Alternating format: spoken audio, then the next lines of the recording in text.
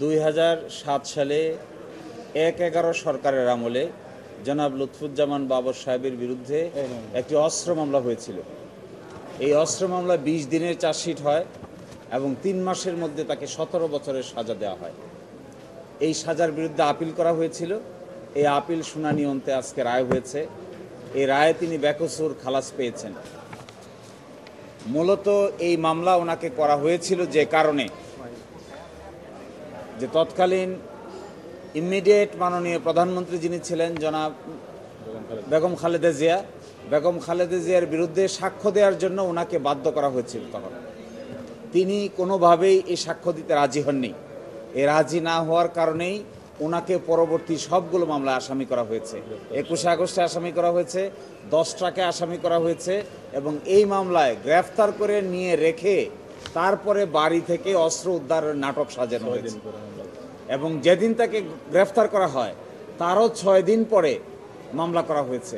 অস্ত্র নেওয়া হয়েছে 6 দিন আগে, আর মামলা দায়ের করা হয়েছে তিনি যখন রিমান্ডে তখন ঘটনার 6 দিন পরে। এবং এই জন্যই আজকে মাননীয় আদালত বলেছেন যে এই মামলাটি করার যে প্রক্রিয়া, এই প্রক্রিয়াটাই ছিল অবৈধ। এই মামলা যে প্রক্রিয়া করা হয়েছে এটি একটি অবৈধ প্রক্রিয়ায় মামলা দায়ের করা হয়েছে। এই জন্য এই মামলার প্রক্রিয়াটাই অবৈধ ঘোষণা করেছেন। একই সাথে যাদেরকে সাক্ষী রাখা হয়েছে, যাদের সাক্ষ্য প্রমাণের ভিত্তিতে সাজা দেওয়া হয়েছে, তিনি তা অ্যানালাইসিস করে বলেছেন যে এগুলো একটার সঙ্গে আরেকটার কোনো মিল নাই। এগুলো সবই ছিল 1/11 সরকারের কারসাজি।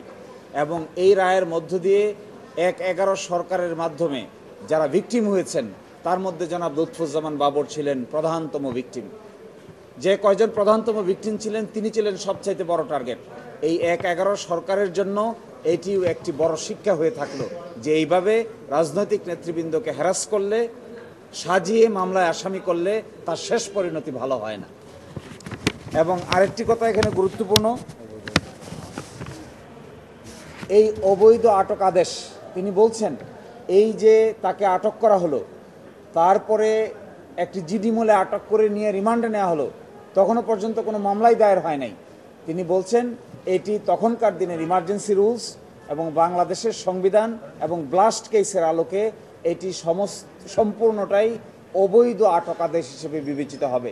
তার আটক আদেশটাই ছিল অবৈধ, সাজাটা তো অবশ্যই অবৈধ ছিল। এই ফাইন্ডিংসের ভিত্তিতে আজকে তাকে বেকসুর খালাস করেছেন। এই মামলার মধ্য দিয়ে জনাব লুৎফুজ্জামান বাবরের আর কোনো সাজা বাংলাদেশের কোনো আদালতে থাকলো না।